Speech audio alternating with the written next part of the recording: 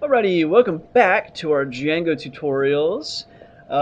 If you've been following along, the last four were regarding HTML5 and making our website look like this from this. And now what we need to do is we need to implement our HTML5 template to our current site right now. So with that, I'm going to go ahead and just close out, or we'll move it over here just in case something goes awry. So now let's go ahead. I'm going to open up a command prompt real quick, and let's get into the proper directory and get everything started up. So cd into cd desktop, cd my site, manage.py run server, and let's just make sure. Okay. So everything's hunky-dory at the moment, so let's go ahead and pop in to start making the changes that we need to make. So if you don't already have it open, come over to your My Site directory, wherever your directory is. Let me pop this stuff over. So open that up, and you should be in this window here. So the first thing that we want to do is, in kind of like, a header file applies to everything. In Django, what it's called is static files. So first what we want to do is we want to make the static directory. So make a new file and call it static. Then what we're going to do is pop into static, and what we do within here is we specify all this stuff for static. So in this case, we're going to have two directories here. One will be our CSS directory, and this is going to contain our CSS file.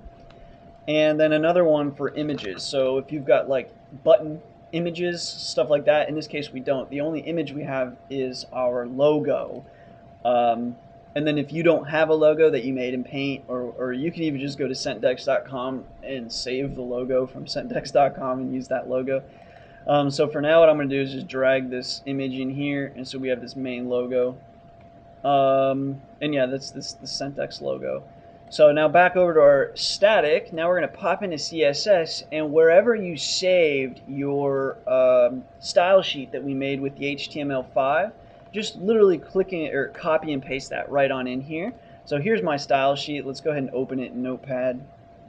Okay, this is the style sheet, and this should look very familiar to you guys. I mean, this is what we just coded together. So that's the style sheet. So now the next thing we want to do is we need to change the base template. Remember, we had like the other thing that we were talking about, like the static files are files that are basically going to stay the same no matter where we go on the site. But then we have that template under blog, and that was base. And remember, we were saying that's kind of like your header file. So let's open up base, and as we can see, the only HTML we have within base is just this base right here. And then this block content, that was the content that we make within our post, right? That post.html. So the first thing that we want to do is we want to kind of change up our base.html file, and that's going to obviously include the content HTML. Obviously it's not going to include the articles, right? It's not going to include those posts, because those posts, those are going to come underneath here in this block content. So we'll have to edit that one. And then we've obviously got like footer information. So what you're going to want to do now is head over to wherever you created your header file for your not your header file, I'm sorry, the index.php page that we made in the HTML5. Open that up, and that's this file. So what we do know is like all of this stuff, right? Basically, yeah, from here down, the site info is going to be dynamically generated. We'll talk about that in a second. And then main content, basically all this stuff, this article stuff. But then the footer tags, again, we want to contain within this base.html page. And then if you really, like if you want that site info to follow you, I suppose that would be kind of cool to have like recent news posts kind of following you around. So here is our index.html. This is our base.html. So let's go ahead and just like literally just highlight, copy, pop over here and highlight and paste. Okay. So now let's talk about the stuff that we want to be removing here. So the first thing we want to remove is we're going to keep the body. We want the header, the navigation, the site info. We're going to let that stay, but we're actually going to change the stuff that appears in the paragraph tags, right? So then here, we actually want to create a bit of a loop. So what we're going to do is make some space here. And within our little curly braces and our percent signs, we're going to say create this for loop, and it's going to be for post in object underscore list. So for every post, we want to do these paragraph tags, and then inside the paragraph tags, we want to do some post information. So we want to do post.date, and then we actually, gosh, I keep hitting those two buttons. Anyway, post bar date, and then we specify the format. We want that date. We want full year, just month and day. We don't really want the time or anything like that being shown. Then outside of here, we want this stuff to become a link. So we're going to make ahref, and that's going to equal /blog/ and then a dynamic post ID, so it goes to that specific post. And that's the end of our link. And then, oops, and we need to close off the quote.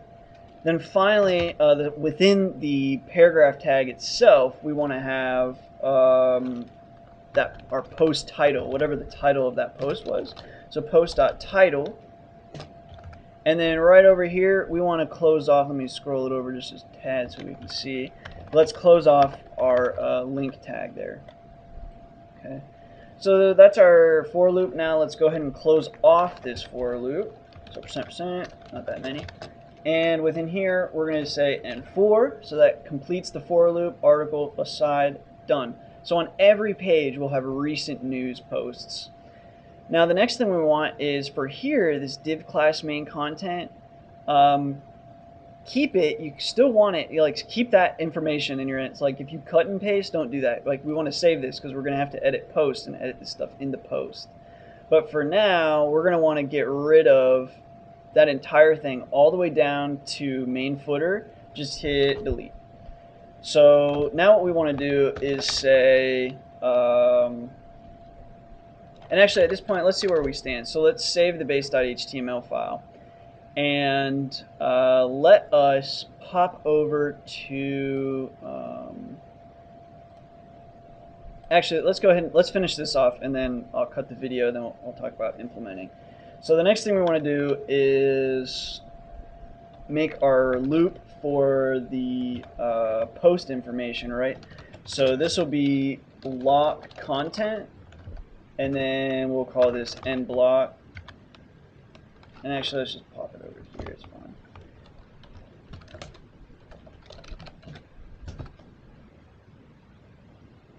And then we've got the footer class and so on. So now what we're going to do is we're going to go ahead and save this. And let's go over to our site and see where we stand at the moment. So we'll refresh. So as you can see, now we've got recent news. We've got the beginnings of a nav bar. And we've got all of our posts here. And obviously, well, right now, because of our files, we'll fix that in a second. So we can't really click, well, we can click the post and we can go back home, I think. Well, no, we still need to fix those. But anyway, that's what we have so far. But obviously our CSS rules aren't really applying yet. So now we need to apply those CSS rules to this page. So we'll continue with that in the next video. As always, thanks for watching. Thanks for your support, your subscriptions, and until next time.